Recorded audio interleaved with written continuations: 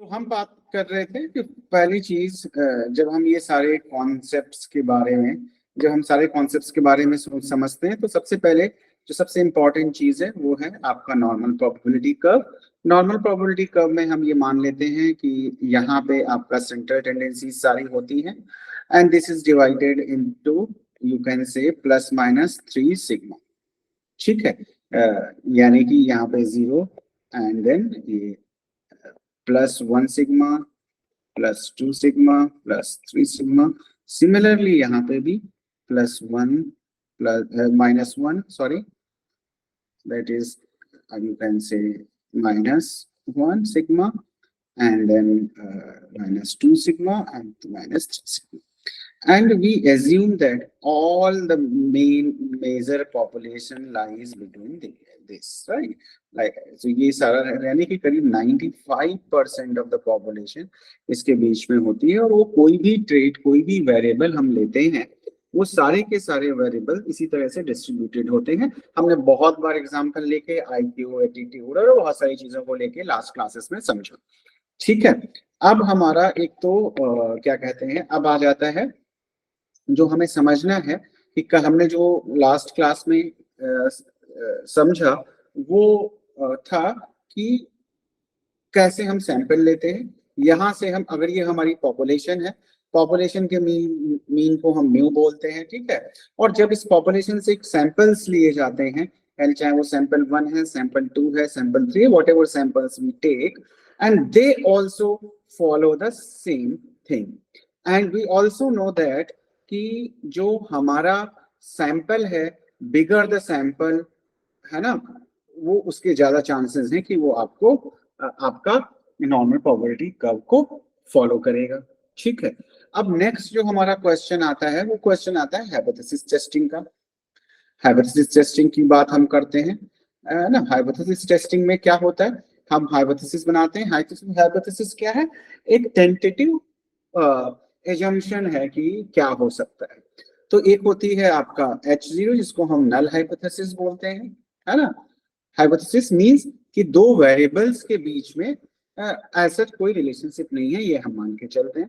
And then आपका alternate hypothesis होती है, वो 1 2 A1 A2 या 1 2 3 हो सकते हैं कि there are relationship between two variables, ये हम यहाँ पे बोलते हैं। तो ये आपका अल्टरनेट हाइपोथेसिस होती है। राइटिंग मेरी बहुत अच्छी नहीं है सो बट मैं बोल रहा हूँ तो आई होप आपको समझ में आएगा।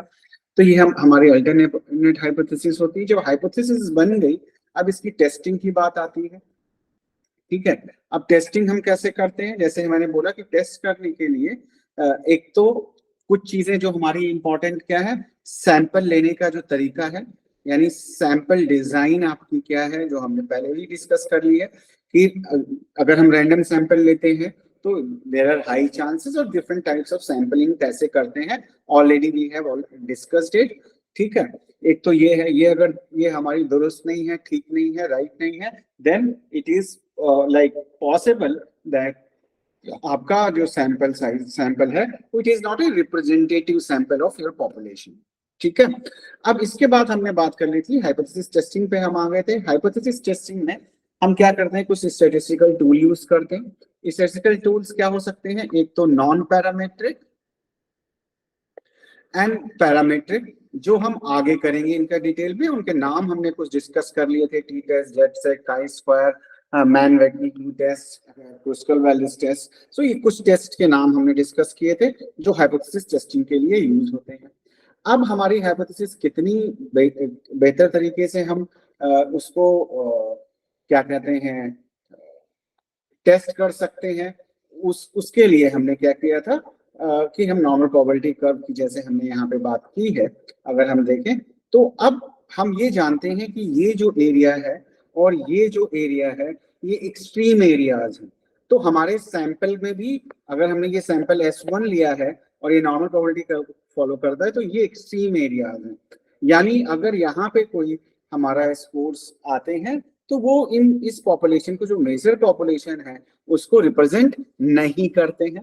जैसे मैंने बात की थी कि देयर आर टेबल्स, हम स्कोर्स निकालते हैं कुछ स्टैटिस्टिकल एनालिसिस के थ्रू, और उन स्कोर्स को हमारे पास कुछ जेड स्कोर टेबल्स होती हैं, टी स्कोर टेबल्स होते हैं वहां, और वहां पे हम उसको चेक करते हैं कि उससे ज्यादा है या कम है, या मींस वो सिग्निफिकेंट है या नहीं है। वो हम देखेंगे जब हम टेस्ट करेंगे तो और बेहतर तरीके से उसको समझेंगे। तो ये चीज आती थी। अब एक चीज और हमने जो डिस्कस की थी वो, अब हाइपोथेसिस टेस्टिंग में एरर्स क्या हो सकती हैं ये हमने समझा था। एरर कौन कौन सी होती है, अगर आपको याद है तो, नहीं याद है तो आप जाके यूट्यूब चैनल पे वो वीडियो मैंने अपलोड कर दी है तो आप चेक कर सकते हो, जो अगर आपने पीछे के वीडियोस नहीं देखे। तो अब उसमें आपका होता है टाइप 1 एंड टाइप 2 एरर्स होते हैं, ठीक है।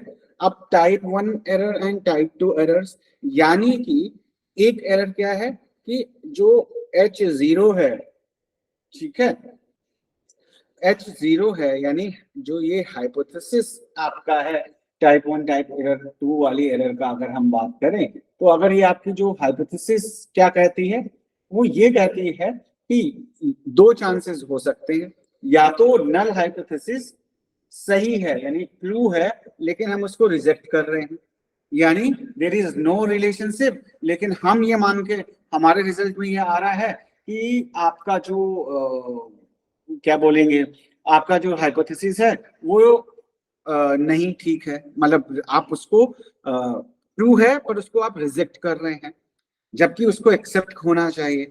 दूसरा कंडीशन क्या हो सकता है, दूसरी कंडीशन आपकी ये हो सकती है कि अगर हम देखें कि हमारी जो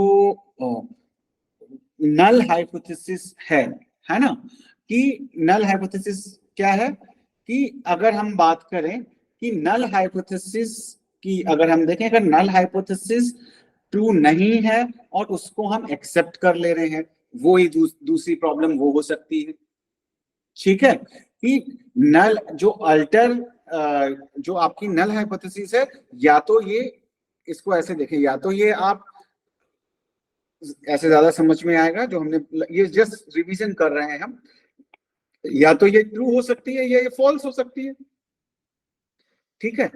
तो ट्रू, अगर ये ट्रू है तो इसको एक्सेप्ट होना चाहिए, अगर एक्सेप्ट हो रही है तो कोई प्रॉब्लम नहीं है, लेकिन अगर ट्रू है इसको हम रिजेक्ट कर देते हैं, अगर हम इसको रिजेक्ट कर देते हैं तो ये एरर हो जाएगा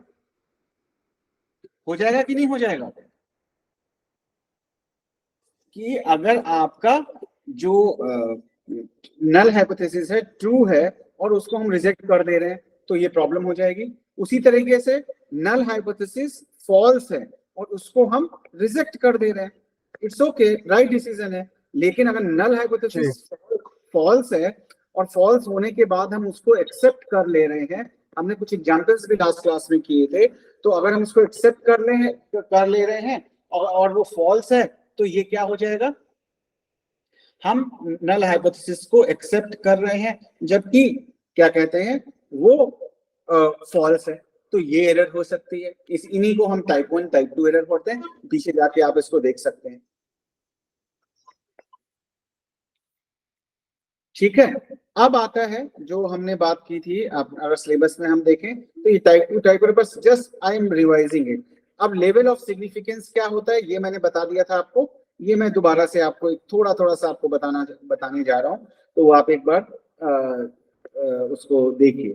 तो अब क्या होता है, अब ये चीज है लेवल ऑफ सिग्निफिकेंस क्या हो गया, कि दो, यूजुअली हम अपनी स्टडीज में 0.05 या 0.01 का सिग्निफिकेंस लेवल लेते हैं। 0.05 का मतलब है हमारा जो रिजल्ट है वो यहाँ कहीं आ रहा है, और 0.01 का मतलब है यहाँ कहीं पे आ रहा है, मतलब और कॉर्नर्स पे आ रहा है। इसका क्या मतलब हुआ कि अगर हमारा रिजल्ट, हम अगर 0.05 पे हम ये देखते हैं, 0.5 मीन्स हो गया 95% और 0.01 का मतलब हो गया 0.99%। तो या तो हमारा जो रिजल्ट आ रहा है, मतलब 100% तो नहीं होता है लेकिन 95% हम श्योर हैं कि जो हमारा रिजल्ट आ रहा है दैट इज राइट, अगर 0.005 पे सिग्निफिकेंट हो रही है, हमारा सिग्निफिकेंट रिजल्ट आ रहे हैं। तो उसी तरीके से अगर 99% पे होते हैं, तो यूजुअली कम करते हैं। ज्यादातर हम साइकोलॉजी में 95% यानी 0.05 पे हम रिजल्ट्स को एक्सेप्ट या रिजेक्ट करते हैं। तो ये आपका जो है, ये जो हो गया, ये लेवल ऑफ कॉन्फिडेंस हो गया आपका, कि कितने कॉन्फिडेंस के साथ में आप बोल रहे हैं, 99% और 95% और less than. Please switch off your mic जिसका भी ऑन है। तो ये हमारा हो गया लेवल ऑफ कॉन्फिडेंस, कि कितने कॉन्फिडेंस के साथ हम ऐसा बोल रहे हैं। तो 0.05 and 0.01 is your level of confidence. ठीक है, तो ये हमारा डिसाइड करता है कि कितने कॉन्फिडेंस के साथ में हम ये कह सकते हैं कि हमारा रिजल्ट कितना बेहतर है या श्योर है, कितनी श्योरिटी के साथ में हम इन सारी चीजों को बोल सकते हैं। अब आता है दूसरा कॉन्सेप्ट था पावर ऑफ द टेस्ट, है ना, ये भी हमने लास्ट टाइम डिस्कस किया। पावर ऑफ द टेस्ट मतलब कितना एक्यूरेटली। इससे पहले हम बात करते हैं टाइप 1 टाइप 2 एरर की, जो हमने बात की थी। टाइप 1 को हम अल्फा और टाइप 2 को हम बीटा से रिप्रेजेंट करते हैं। तो पावर ऑफ द टेस्ट क्या है? पावर ऑफ द टेस्ट ये है कितना एक्यूरेटली वो नल हाइपोथेसिस को रिजेक्ट या एक्सेप्ट कर पाता है। हमारा टेस्ट, जो भी टेस्ट हम यूज करें, T test, Z test, correlation test, linear regression, whatever we are using, तो कितना प्रॉपर तरीके से वो हमारी नल हाइपोथेसिस को रिजेक्ट या एक्सेप्ट कर रहा है एक्यूरेसी के साथ में, तो उस टेस्ट को हम पावर ऑफ द टेस्ट आप कह सकते हैं। तो लेवल ऑफ कॉन्फिडेंस हो गया, पावर ऑफ द टेस्ट हो गया। तो ये चीजें हमने अभी तक डिस्कस की। ठीक है, अब इन्हीं से सारा रिलेटेड है, थोड़ा हम गो थ्रू करेंगे। पहले पी वैल्यू एंड देन बाकी की चीजें। ठीक है, तो तो और क्या था हमारा सिलेबस में? Level of significance, power of the test, P value, concept of standard error हम ऑलरेडी कर चुके हैं, है ना। स्टैंडर्ड एरर की मतलब कितना एरर के चांसेस हैं, कि मतलब हमारा जो सैंपल आया है, इसको मैं एक बार और ब्रीफली आपको बताता हूँ, जिससे क्योंकि एक कंफ्यूजन क्रिएट करते हैं, इसलिए मैं दोबारा से आपको एक साथ इनको सबको बता। तो स्टैंडर्ड एरर क्या होता है? I think someone wants to join, admit. ठीक है, तो अब आप कितना एक्यूरेटली करता है? तो जैसे ये आ गया आपका, ये सैंपल हो गया, है ना, ये आपका पॉपुलेशन हो गया। ठीक है, तो हमारा जो सैंपल है वो पॉपुलेशन के जो उसके अंदर जो स्कोर्स हैं, यानी इसके अंदर जो आइटम्स बोल सकते हैं, जिनको आइटम्स मींस जो इसके अंदर पॉपुलेशन है, तो वो सैंपल पॉपुलेशन इससे, इनके मीन से कितना डिविएट करती है, कि कितना डेटा जो है कितना वेरी करता है, कितने। तो उन सारी चीजों को हम variations, standard error of deviation और उसका स्क्वायर निकालते हैं, तो स्टैंडर्ड एरर वगैरह हम निकालते हैं। तो ये बेसिकली ये बताता है कि हमारा डेटा जो है वो कितना, ऐसे समझो कि जितना डेटा हमारा इस सेंट्रल टेंडेंसी के आसपास होगा उतना बेहतर है, लेकिन कितना डिस्पर्स करता है, कितना डिविएट करता है from mean, that is what you can say deviation is, like. तो standard error and all, they calculate that thing, कि हम जो कह रहे हैं, जो हमारा डेटा है वो कितना वेरी कर सकता है इधर से उधर। तो ये चीज आपका हम लोगों ने किया हुआ था। तो now we will talk about p value. Already वही हमने बताया, p value and significance already we have discussed it. So ये तो वो हमें एक बार बात कर लेते हैं। तो हमारा स्टैटिस्टिक्स हमें पता है क्या है, डिस्क्रिप्टिव स्टैटिस्टिक्स क्या होती है, ये हम ऑलरेडी डिस्कस कर सकते हैं। इन्फ्रेंशियल क्या होता है, ये भी हम डिस्कस कर चुके हैं, है ना। तो इन्फ्रेंशियल स्टैटिस्टिक्स क्या होती है हमारी, कि जब हम बात करते हैं कि जब हमने पॉपुलेशन से सैंपल लिया और सैंपल पे हम कोई स्टैटिस्टिक्स लगा रहे हैं, उससे हम इन्फ्रेंसेस निकाल रहे हैं पॉपुलेशन के बारे में। मतलब ये हमारी पॉपुलेशन है, यहां से हमने एक सैंपल लिया और इस सैंपल पे हमने टेस्टिंग की या इस पे रिसर्च किया और एक कुछ रिजल्ट्स आए, है ना। ये रिजल्ट्स हमने यहाँ ये बोला कि इनके बारे में, ये जो इसके बारे में ट्रू है वो इनके बारे में भी ट्रू है। So that is the process of inferences. यहाँ पे हमने इन्फ्रेंसेस निकाला, इसलिए इसको हम इन्फ्रेंशियल स्टैटिस्टिक्स बोलते हैं।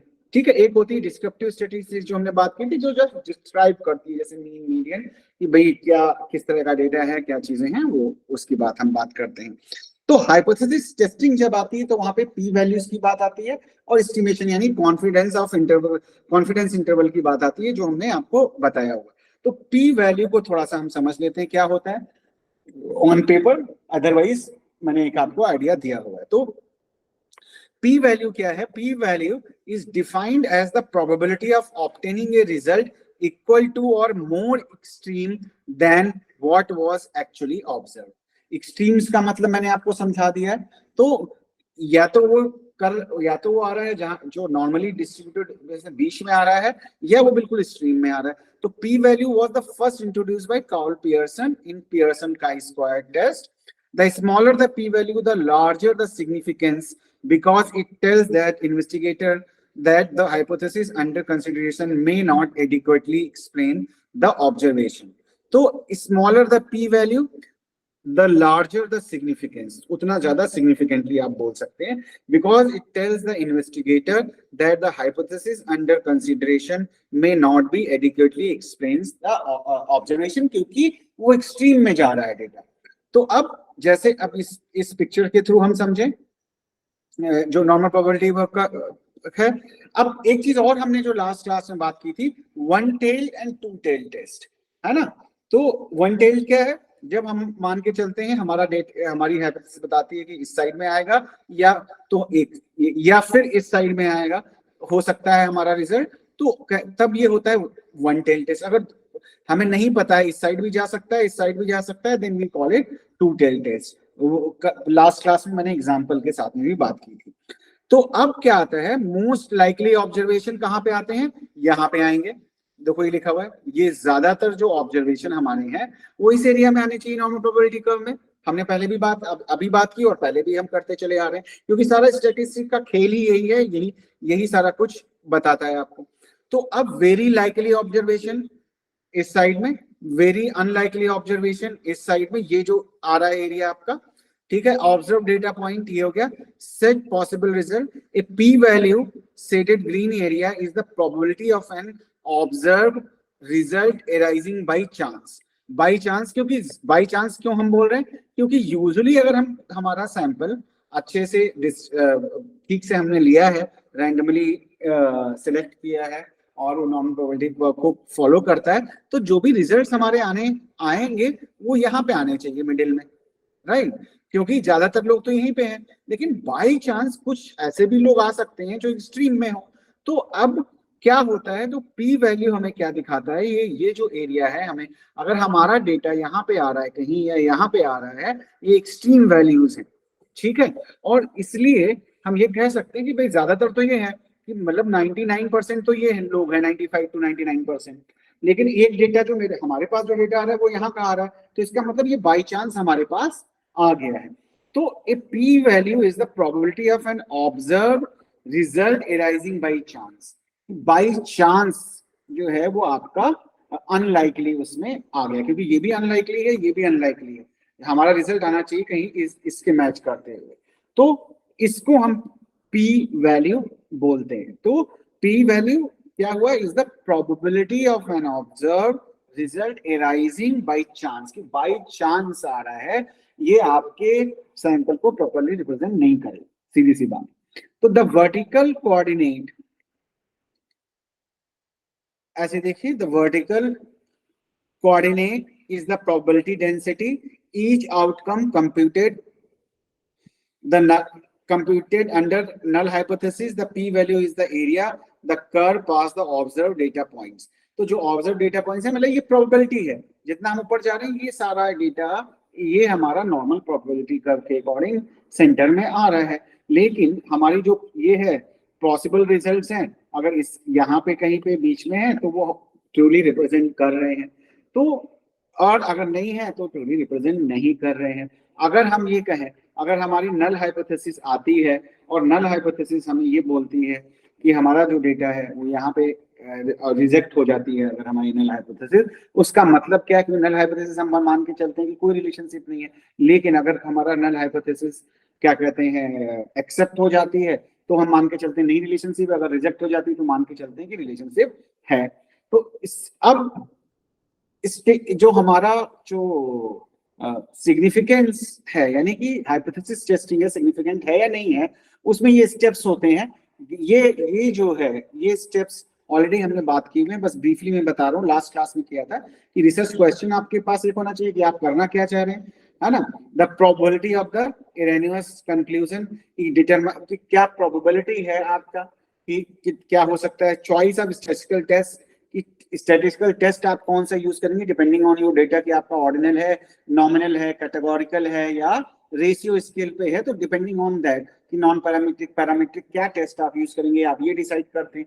फिर आप उसका पी वैल्यू निकालते हैं एंड देन इन्फ्रेंस करते हैं।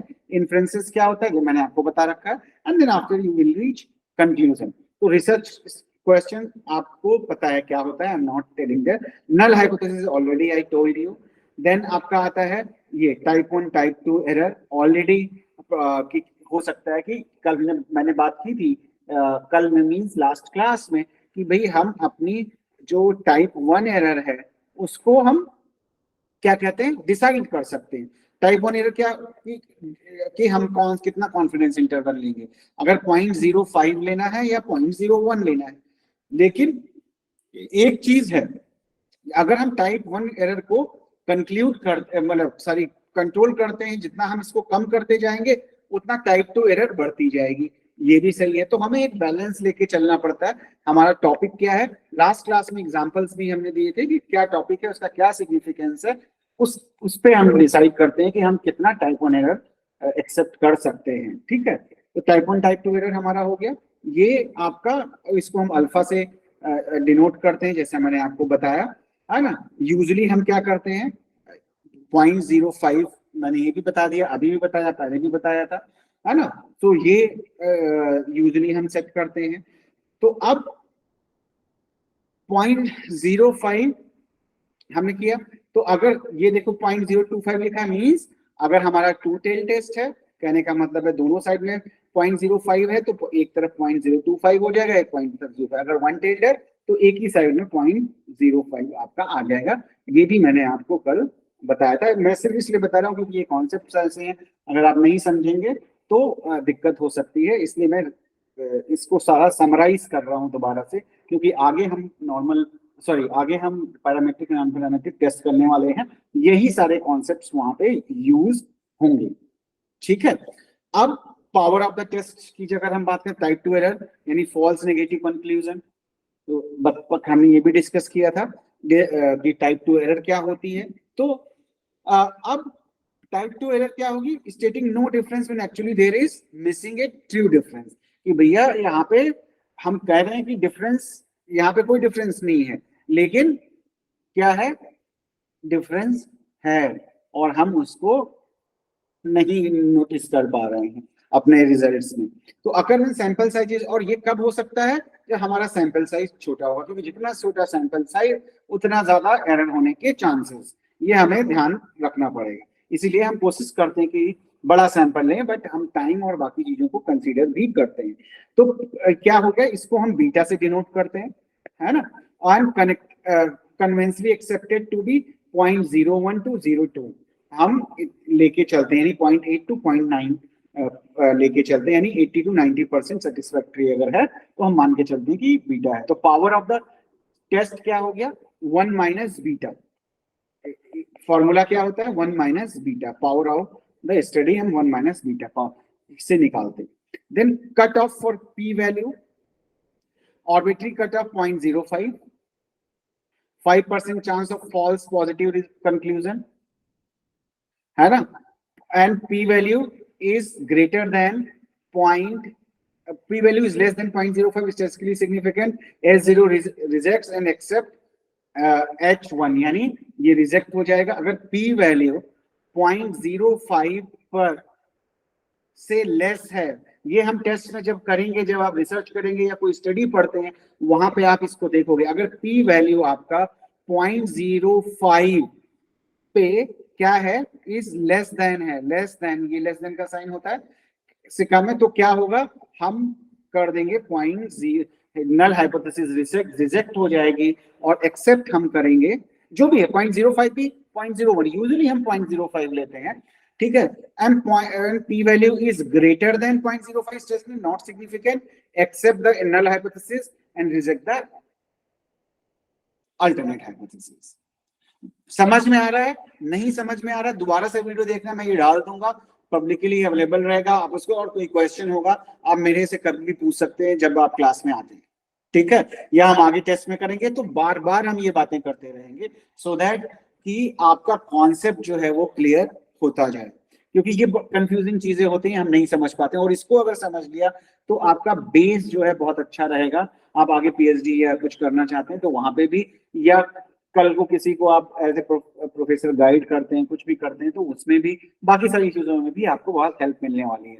तो आया अपनी आप स्टडी कुछ कंडक्ट करना चाहते हैं, सपोज आपका अपना क्लिनिक है, आपके आपके पास बहुत सारे पेशेंट्स आते हैं एक तरीके के, तो उनके ऊपर भी आप स्टडी कर सकते हो, डेटा कलेक्ट कर सकते हो, पेपर छाप सकते हो, so all that thing can be done, so because that is very necessary. So testing the potential harmful intervention, a value is said to be, alpha value is said to be 0.0055.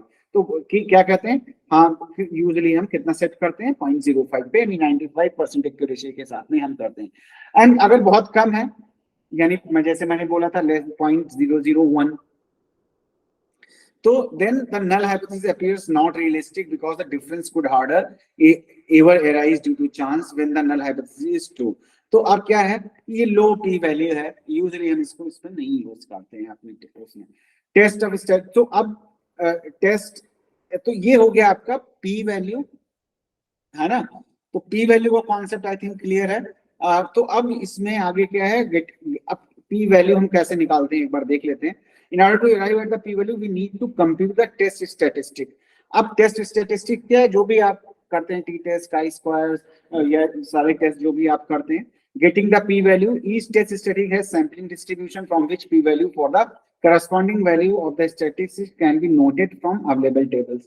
तो अब आपका जो result है, यानी कि T test किया आपने, या आपने जेड टेस्ट किया, या आपने काई स्क्वायर निकाला, उसमें आपको कुछ स्कोर मिला, आप बात करेंगे आगे हम देखेंगे, तो उसमें आपको क्या कहते हैं, उसमें जो आप सपोज आपका कुछ भी स्कोर आया, मान लिया 1.65 आपका आया, वो क्या कहते हैं टी टेस्ट पे टी वैल्यू आई है आपकी 1.65, तो 0.0 आपने किया भी होगा, हो सकता जब आपने अगर रिसर्च किया है, तो 0.05 पे आप पी वैल्यू देखते हैं, कहाँ पे देखते हैं, टेबल्स आपके पास दी होती हैं, वहां पे देखते हैं, और आप ये देखते हैं कि क्या ये इससे बड़ा है या इससे छोटा है, ये जो वैल्यू आपकी आई है टेस्ट पे उससे बड़ा है या छोटा है, उसके बेस पे आप डिसाइड करते हैं सिग्निफिकेंट है या नहीं है, 0.05 पे, 0.001 पे, जिस पे भी आप देखते हैं, ठीक है। किया है किसी ने रिसर्च किया इस तरीके से? Inferences, if the obtained p value is smaller than the alpha है, alpha statistically significant null hypothesis is rejected. अगर क्या है, देखिए ये ध्यान रखना है, अगर p value is smaller than the level of a statistically significant null hypothesis rejected. तो a अगर p वैल्यू की जो आपकी आई है, आपका जो टेस्ट पे जो वैल्यू आई है उससे कम है, p value is smaller than the level of, जो भी आपका रिजल्ट आया है, then it is, क्या आप कह सकते हैं null hypothesis is rejected, it is statistically significant, यानी जो भी डिफरेंस आया है वो सिग्निफिकेंट है, null hypothesis रिजेक्ट हो जाएगी, यानी दोनों में डिफरेंस है, हम ये नहीं कह सकते कि दोनों में डिफरेंस नहीं है। सिमिलरली अगर ज्यादा आ जाती है तो not significant, null hypothesis can not be rejected, यानी कोई डिफरेंस नहीं है। यही हर एक टेस्ट, हर एक रिसर्च पेपर जब आप उठा के देखोगे वहां आपको मिलेगा p वैल्यू कितना है, कितना जेड स्कोर आया है, p वैल्यू कितना उससे ज्यादा है या कम है, उसके बेस पे हम कंक्लूजन्स निकालते हैं। The results are statistically significant, decided whether the observed difference are clinically important. If significant, see if the sample size was adequate enough not to have missed the clinically important difference. ये हमारा अगर हमारा sample size गड़बड़ है तब भी हम गड़बड़ कर सकते हैं। तो the power of the study tells us the strength which can conclude that there is no difference between the two groups. और कितना एक्यूरेसी के साथ में कोई टेस्ट इस चीज को डिसाइड कर सकता है कि वो सिग्निफिकेंट है या नहीं है, उसी को हम पावर ऑफ द टेस्ट बोलते हैं। हाँ, तो स्टैटिस्टिकली सिग्निफिकेंस यानी स्टैटिस्टिकली जब सिग्निफिकेंस आ गया किसी चीज में, उसका मतलब ये नहीं हुआ कि वहां पे real necessarily that mean real significance. The sample size is large, even very small differences can have a low p value. तो जब सैंपल साइज बड़ा होता है तो p वैल्यू कम हो सकती है, क्योंकि वो नॉर्मल प्रोबेबिलिटी डिस्ट्रीब्यूशन को फॉलो करने के चांसेस बढ़ जाते हैं. Lack of significance does not necessarily mean that the null hypothesis is true. कि अगर नहीं सिग्निफिकेंट है, इसका मतलब ये नहीं है कि नल हाइपोथेसिस है. If sample size is small there could be real difference, but we are not able to detect. तो ये सैंपल साइज पे डिपेंड करता है बहुत सारी चीजें. तो इसीलिए जब हम कोई रिजल्ट कोट करते हैं तो हम सिर्फ 95% मैक्सिमम 99% एक्यूरेसी के साथ में हम ये कह सकते हैं कि ये रिजल्ट सिग्निफिकेंट है या नहीं है ना. इसीलिए हम इसको जब लिखते हैं तो हम ये नहीं कहते हैं कि भाई डिफरेंस है, हम ये कहते हैं कि हमने स्टैटिस्टिकली हमने डिफरेंस पाया. ठीक है. सो हम कह सकते हैं there is a significant on statistical tool we found that there is a significant difference. So ये भी हो सकता है. One or two sided p value, if they are interested in only find out whether the test drug is better than the control drug, we put the 0.05 under only one tail of the test. ये मैंने आपको बता दिया था. एक बार briefly मैं सिर्फ आपको बता देता हूँ कि अगर हमारा ये हमारी पॉपुलेशन है, अगर हमारा इंटरेस्ट है कि भाई जो ड्रग्स हम टेस्ट कर रहे हैं उससे बीमारी ठीक होती है या नहीं होती है, यानी दो टेस्ट हैं, दो ड्रग हैं D1 एंड D2. तो हमें दोनों को कंपेयर करना है कि क्या D1 D2 से बेटर है ना. तो बेटर होने के लिए हमें ये नहीं देखना है कि हम इस बात ही नहीं कर रहे हैं कि इसका कुछ नुकसान हो रहा है कि नहीं हो रहा. तो हम इस साइड तो जा ही नहीं रहे, हम सिर्फ एक साइड में देखना चाहते हैं. तो ये हो गया one tail test. Depending on topic ये डिसाइड होगा. तो हम सिर्फ ये देखना चाहते हैं कि क्या हमारा टेस्ट D1 D2 से बेटर है या नहीं है, ड्रग 1 ड्रग 2 से बेटर है या ड्रग 2. तो हम ये जानना चाहते हैं कि दोनों में कितना डिफरेंस है. तो हम सिर्फ इस साइड में देखना चाह रहे हैं. तो 0.05 जो हम लेंगे वो पूरा का पूरा इस साइड में होगा, मैंने पहले भी बताया. अगर हम ये देखना चाह रहे हैं कि D1 के नुकसान और फायदे दोनों देखना चाह रहे हैं, है ना, कि साइड इफेक्ट और पॉजिटिव D1 D2 के देखना चाह रहे हैं, उनमें कुछ है, तो पता चला हम इस साइड में देखना चाह रहे हैं और इस साइड में कि इतने लोगों पे पॉजिटिवली ठीक रहे, मतलब इफेक्ट डालता है, इतनों पे बहुत अच्छा रिजल्ट आता है, इतनों पे बहुत कम रिजल्ट आता है. तो दोनों साइड देख रहे हैं. तो हम क्या कर देंगे, 0.025 इधर हो जाएगा, 0.025 इधर हो जाएगा, टोटल आपका 0.5 हो जाएगा. तो ये टू टेल और क्या कहते हैं वन टेल टेस्ट जो मैंने थोड़ी देर पहले आपको बताया था, again I have repeated the same thing. Any question from anyone? तो ये आ गया p value under right tail. अगर इस साइड में है तो ये टू टेल में ऐसे, या इस साइड में है तो इस तरीके से, ये आपके टेस्ट उसके ऊपर डिसाइड होगा. तो p value points to remember, p value is the smallest level of significance at which null hypothesis would be rejected when a specified test procedure is used on a given data set. तो जो data आपके पास है वो तो p value क्या है, वो smallest level of significance है जहां पे हम नल हाइपोथेसिस को रिजेक्ट या एक्सेप्ट करते हैं, है ना. ज्यादातर हम 0.05 लेते हैं. टाइप 1 एरर का मतलब होता है फॉल्स पॉजिटिव कंक्लूजन, यानी कि नल हाइपोथेसिस ट्रू है और हम उसको रिजेक्ट कर रहे हैं, राइट. तो इस तरीके से हम लोग type 1 type 2 error, p value, level of confidence, all of them are related. तो understand this thing. So this is the one thing. And other is, हम क्या बात कर रहे थे, तो कोई क्वेश्चन है अभी आपका? If you have any question just let me know. Any question from anyone? No sir. अब आ जाता है लेवल ऑफ सिग्निफिकेंस. ऑलरेडी बता दिया है मैंने, जस्ट रिपीट कर रहा हूँ, इसको मैं पढ़ने वाला नहीं हूँ, है ना. टाइप 1 टाइप 2 एरर हमें पता लग गया, ठीक है क्या है. इनको अल्फा और बीटा से हम लोग करते हैं। तो अब ये देखो क्या कहते हैं,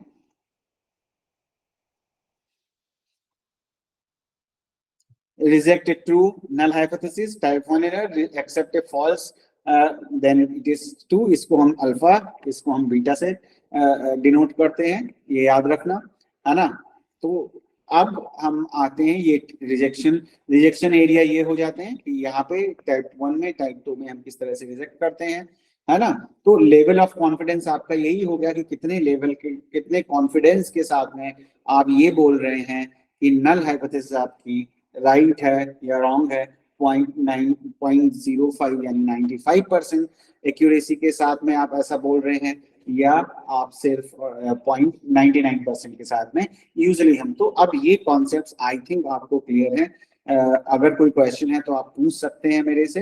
अगर ये देखिए आप यहाँ पे, अगर हम देखें हाइपोथेसिस टेस्टिंग में हमने क्या किया, probability formulation of types, null hypothesis, alternate hypothesis, I think it is clear। type 1 type 2 error हमने ये बात कर ली, level of significance हमने बात की, power of the test हमने बात की और डिस्कस किया, p वैल्यू हम टेबल से देखते हैं कि 0.05 पे कितना p वैल्यू दिया हुआ है और हमारे रिजल्ट में कितना आ रहा है, वो उससे कम है या ज्यादा है, उसके बेस पे हमें डिसाइड करेंगे कि हमें जो हमारा रिजल्ट है वो सिग्निफिकेंट है या नहीं है। कॉन्सेप्ट ऑफ स्टैंडर्ड एरर ये भी हमने बात की। कॉन्फिडेंस इंटरवल हम ये भी हमने बात की कि भाई 9.05 से जो लेवल पे हमारा कितना आ रहा है, 95% सिक्योरिटी के साथ में हम ऐसा बोल रहे हैं। तो this was the end of unit 4 now, है ना। तो there are total 12 units, 4 units यानी 1/3 we have completed in almost I think 17-18 classes। So we are hopeful कि next month यानी अगस्त सितंबर तक हम कंप्लीट कर लेंगे सारा। तो नेक्स्ट क्लास में हम लोग जो करने वाले हैं वो है test of significance. Now you know what is the test of significance and all. So ये हम लोग करेंगे, और जिसमें पैरामीट्रिक के नॉन पैरामीट्रिक टेस्ट आते हैं